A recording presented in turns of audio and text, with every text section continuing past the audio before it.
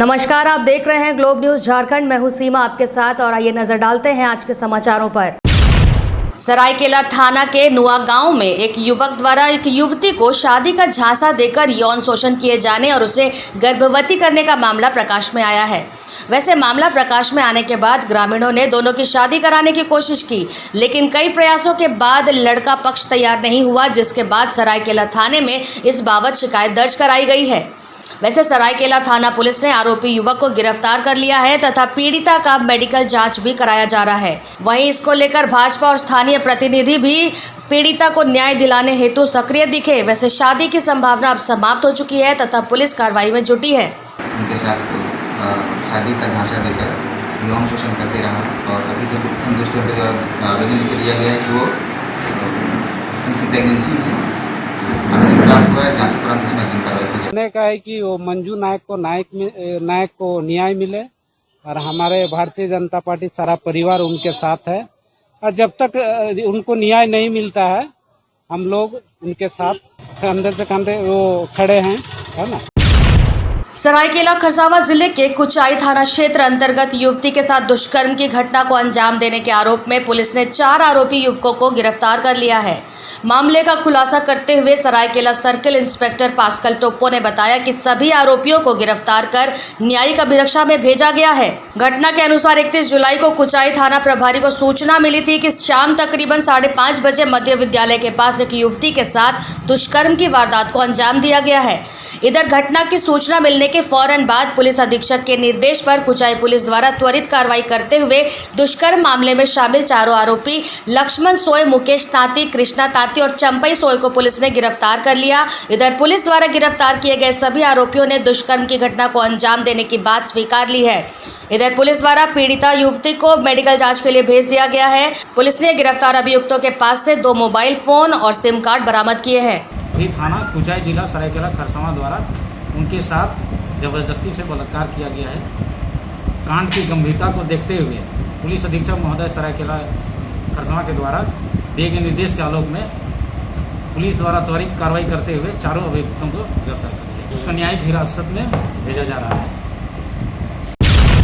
राज्य की स्वास्थ्य व्यवस्था को लेकर भारतीय जनता पार्टी ने हेमंत सरकार पर निशाना साधा है और राज्य के स्वास्थ्य मंत्री पर स्वास्थ्य व्यवस्था में फेल होने का आरोप लगाया है। जहां भारतीय जनता पार्टी का कहना है कि कोल्हान के सबसे बड़े सरकारी अस्पताल एमजीएम अस्पताल में अब कोरोना बढ़ रहा है, जबकि जमशेदपुर स्वास्थ्य मंत्री का गृह जिला है और उनके आने जाने का रास्ता एमजीएम अस्पताल से है।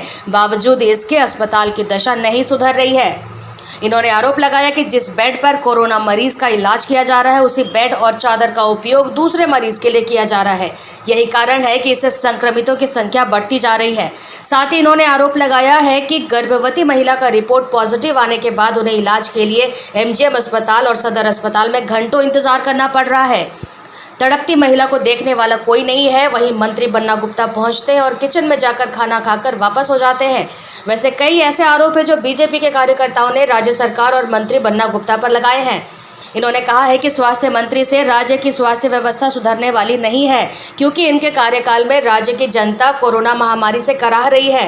वैसे भाजपाइयों को इसका भी जवाब देना चाहिए था कि पूर्व मुख्यमंत्री का आवास एमजीएम अस्पताल से कुछ ही दूरी पर था, लेकिन मुख्यमंत्री रहते रघुवर दास एमजीएम अस्पताल कितनी बार गए और अस्पताल की दशा और दिशा सुधारने के लिए क्या क्या कदम उठाए। कि जिस तरह के कुशासन से आज राज्य भुगत रहा है और आने वाले दिनों में कितनी विपरीत परिस्थिति उत्पन्न हो सकती है अगर राज्य सरकार गंभीरता से अविलंब इसको युद्ध स्तर पर जो कोरोना वायरस के खिलाफ जिस तरह की लड़ाई का कार्य योजना केंद्र सरकार ने बनाई है अगर उसको धरातल पर नहीं उतारती, चाहे वो बेड्स की व्यवस्था हो, वेंटिलेटर्स की व्यवस्था हो, अस्पतालों में जो व्यवस्था उसको ठीक करने की बात हो, टेस्टिंग की बात हो, इन सभी विषयों पर पूरी तरह से राज्य सरकार नाकाम है। लेकिन लगातार एक मुख्य विपक्षी दल होने के कारण ये हमारा संवैधानिक दायित्व है कि हम सभी बातों को जनता के समक्ष रखें, राज्य सरकार के संज्ञान में लाएं और राज्य सरकार को पहल कराने पर मजबूर करें। किसी अस्पताल में बेड नहीं है। स्वास्थ्य मंत्री हमारे जिला के हैं और हमारे शहर का एक बड़ा अस्पताल बंद हो गया। स्वास्थ्य मंत्री महोदय स्वास्थ्य पे ध्यान नहीं दे करके अपने आप्त सचिव और ओएसडी नियुक्त करने में परेशान है। एमजीएम में क्या स्थिति है किसी से छुपी नहीं है। क्वारंटाइन सेंटर में समय पे खाना नहीं मिल रहा है। बेडशीट चेंज नहीं हो रहे हैं, टॉयलेट की सफाई नहीं हो रही है। जमशेदपुर के एमजीएम अस्पताल में कार्यरत आउटसोर्सिंग सफाई कर्मचारियों ने एक बार फिर अपनी मांगों को लेकर अस्पताल के अधीक्षक को मांग पत्र सौंपा और सफाई कर्मचारियों को सरकार के द्वारा निर्गत किए गए बीमा का लाभ कर्मचारियों को दिलाए जाने की मांग उठाई। आपको बता दें कि केंद्र सरकार द्वारा कोविड-19 के तहत फ्रंटलाइन वर्कर्स के लिए 50 लाख का बीमा निर्गत किया गया है और सफाई कर्मचारी भी इस महामारी के दौरान फ्रंटलाइन वर्कर्स के रूप में अपनी सेवा दे रहे हैं। इसमें पूर्व से अस्पताल के सफाई कर्मचारियों ने इस बीमा का लाभ यहां के कर्मचारियों को दिलाए जाने की मांग अस्पताल अधीक्षक के समक्ष रखी थी, जिस पर अब तक कोई भी दस्तावेज इन्हें नहीं दिया गया है। साथ ही पूर्व से इन्होंने वेतन में बढ़ोतरी किए जाने की मांग भी अस्पताल प्रबंधन के समक्ष रखी थी। इन दोनों मांगों को मांग पत्र के माध्यम से इनके द्वारा फिर से अस्पताल अधीक्षक के समक्ष रखी गई है। साथ ही इस पर 7 दिनों के भीतर निर्णय लिए जाने की मांग की गई। पहली मांग कि वेतन वृद्धि की जाए और हमारे बीमा के संबंध में जो भी सरकारी योजना है उसको स्पष्ट रूप से सार्वजनिक तौर पर रखा जाए और प्रत्येक कर्मचारी को इस संबंध में दस्तावेज उपलब्ध कराया जाए। हमारी यही 2 मांग है। दे रहे हैं कि 7 दिन के अंदर अगर हमारी इन समस्याओं पर सकारात्मक निर्णय नहीं आया उसके बाद हम आंदोलन की रणनीति पर विचार विमर्श करने को विवश हों। कांग्रेस के जिला अध्यक्ष विजय खां ने प्रेस विज्ञप्ति जारी करते हुए भाजपा के सम्मानित जिला अध्यक्ष और सम्मानित प्रवक्ता के आरोपों का जवाब दिया कि भाजपा के लोगों को स्वास्थ्य विभाग के ऊपर और खासकर एमजीएम के ऊपर बोलने का कोई नैतिक अधिकार नहीं है, क्योंकि भाजपा के लोगों ने 25 वर्षों से अपनी ठेकेदारी प्रथा को एमजीएम में चलाया है और एमजीएम अस्पताल की व्यवस्था को आईसीयू में डाल दिया है। पिछले 5 वर्ष मुख्यमंत्री एवं 20 वर्षों तक मंत्री सह विधायक रहते हुए पूर्व मुख्यमंत्री श्री रघुवर दास जी ने पूरी व्यवस्था को खंडहर में तब्दील कर दिया। विदित हो कि 1 सप्ताह पहले ही स्वास्थ्य मंत्री बन्ना गुप्ता का ऑपरेशन रिम्स अस्पताल रांची में किया गया। डॉक्टरों ने उन्हें आराम करने की सलाह दी थी, लेकिन कोविड महामारी के बावजूद अपनी जान की परवाह न करते हुए 1 दिन बाद से ही जनता की सेवा में वे लग गए। जिला कांग्रेस कमेटी ने सिलसिलेवार तरीके से स्वास्थ्य मंत्री बन्ना गुप्ता के कार्यों को इस विज्ञप्ति में अंकित किया है। पूर्ववर्ती सरकार के समय में 9 महीने से मेडिकल स्टाफ, सुरक्षाकर्मी का वेतन पीएफ लंबित था, जिसे स्वास्थ्य मंत्री माननीय बन्ना गुप्ता जी ने तुरंत दिलवाने का काम किया। 9 महीना से जो स्ट्राइक कर रहे थे हमारे वर्कर वहां पर, उनका माननीय मंत्री जी ने तुरंत अविलंब उसको ठीक किया।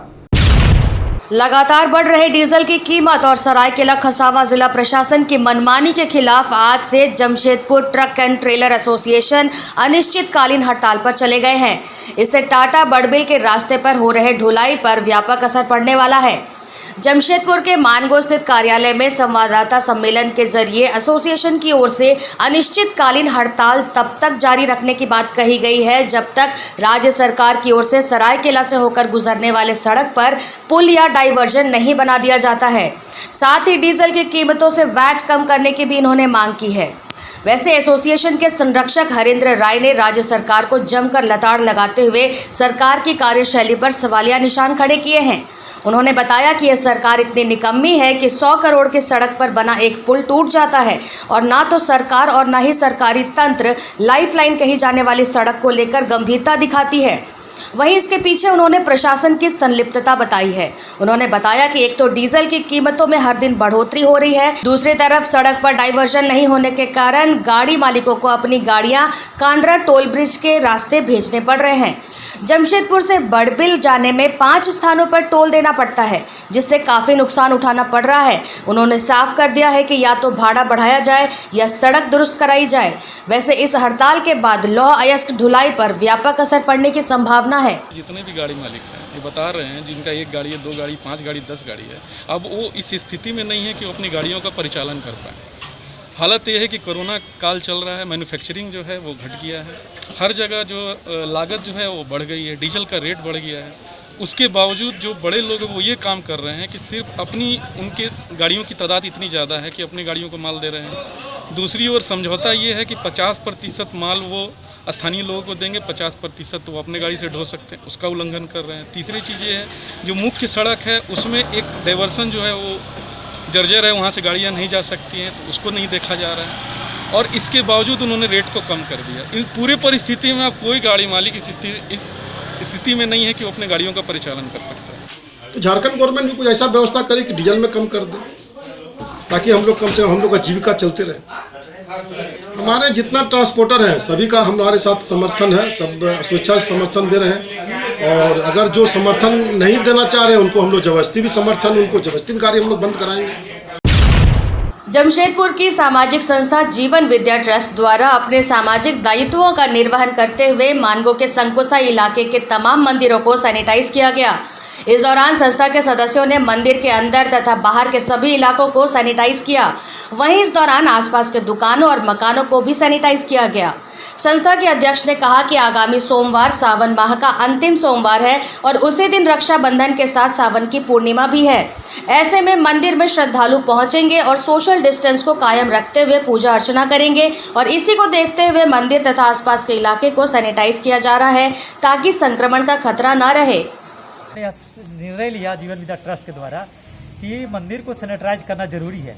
कौन व्यक्ति कहाँ से किस तरह संक्रमित हो सकता है या होगा, उसके लिए पहले सैनिटाइज करके रखेंगे ताकि उससे संक्रामित बीमारी से बचा जा सकता है। इसलिए इसके लिए मंदिर के पूरा आजू बाजू सामुदायिक भवन को और इसके आसपास के एरिया को भी हमने सैनिटाइज करने का काम किया है। हमारे इस बस्तीवासी बहुत सारे लोग लड़के लोग लगे हैं, वो लोग भी घूम करके आगे कर रहे हैं। महिलाओं को जागरूक करने और महिलाओं को अपने पैरों पर खड़ा होने के साथ साथ महिलाओं के साथ हो रहे समस्या का निदान कैसे हो, इसको लेकर सामाजिक संस्था इनर व्हील क्लब में एक जागरूकता कार्यक्रम का आयोजन किया गया। वैसे इस कार्यक्रम में स्तनपान नहीं कराने से होने वाली बीमारी, कुपोषण को दूर कैसे करें और कोरोना वायरस से कैसे बचें, इन विषयों पर एक कार्यशाला के जरिए महिलाओं को जागरूक किया गया। आपको बता दें, इस कार्यक्रम में ग्रामीण क्षेत्र की महिलाएं ज्यादा उपस्थित हुई। वहीं ग्रामीण महिलाओं को जागरूक करने के लिए एक टीम का भी गठन किया गया ताकि महिलाएं ब्लॉक, पंचायत और हर गांव एवं कस्बों में जाकर महिलाओं को जागरूक कर सके और कोरोना से कैसे बचें, कुपोषण को दूर कैसे करें, इसकी जानकारी दे सके। इसी का ख्याल रखना है। ए मीन्स अवेयरनेस। अवेयरनेस यानी बच्चे को किस टाइम में भूख लगती है, तो वो बच्चे को आपने क्रांति नहीं होने देना चाहिए। क्रांति होकर बच्चा जब दूध पीता है तो इट इज नॉट सैटिस्फाइंग। देश कोरोना महामारी से जूझ रही है, वहीं झारखंड में भी पॉजिटिवों की संख्या बढ़ती जा रही है, जिसको देखकर जिला प्रशासन ने लोगों को घरों में रहने के लिए आग्रह किया है। वहीं बाहर निकलने वालों को सोशल डिस्टेंसिंग के साथ मास्क पहनने की सलाह दी है। उधर कोरोना के कारण बकरीद में जमशेदपुर के मुस्लिम समुदाय के लोग इस बार अपने घरों में नमाज अदा की। वहीं इस दौरान सोशल डिस्टेंसिंग का ख्याल रखते हुए सभी ने बकरीद का नमाज अदा किया। वहीं जानकारी देते हुए मौलाना अंसार खान ने झारखंड के मुख्यमंत्री हेमंत सोरेन और कांग्रेस के सभी वरीय अधिकारी को बकरीद की ढेर सारी बधाई दी। साथ ही उन्होंने कहा, जमशेदपुर में लगातार बढ़ रहे पॉजिटिवों की संख्या को देखते हुए कोरोना से बचाव के लिए मस्जिद नहीं जाकर अपने घरों में सोशल डिस्टेंसिंग का पालन करते हुए मास्क पहनकर नमाज अदा की है। उधर उन्होंने जमशेदपुर की जनता से अपील की है कि कोरोना से हर कोई परेशान है, आप सभी सोशल डिस्टेंसिंग का पालन जरूर करें, मास्क का प्रयोग कर अपने को सुरक्षित रखें। और मैं आज की इस बकरीद की मुबारकबाद मैं सबसे पहले हमारे हेमंत सोरेन जो मुख्यमंत्री हैं उनको देना चाहता हूं और हमारे जो कांग्रेस पार्टी की तरफ से और तमाम जितने भी हमारे झारखंड वासी हैं उनको मैं मुबारकबादी देना चाहूँगा।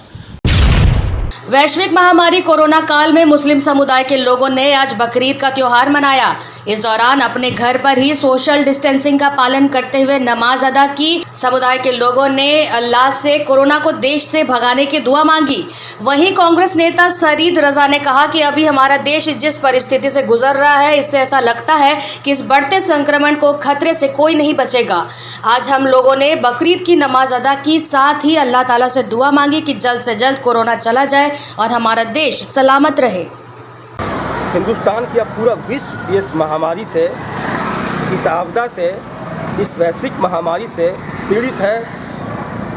करोड़ों लोग संक्रमित हो चुके हैं, लाखों लोग मर चुके हैं और हम लोग आज क्या हर नमाज में हम लोग ये दुआ करते हैं अल्लाह से, भगवान से कि जितना जल्द से जल्द हो इस बीमारी को हटाइए, नहीं तो ये मानव जाति जो पूरे दुनिया में है वो कहीं खत्म न हो जाए।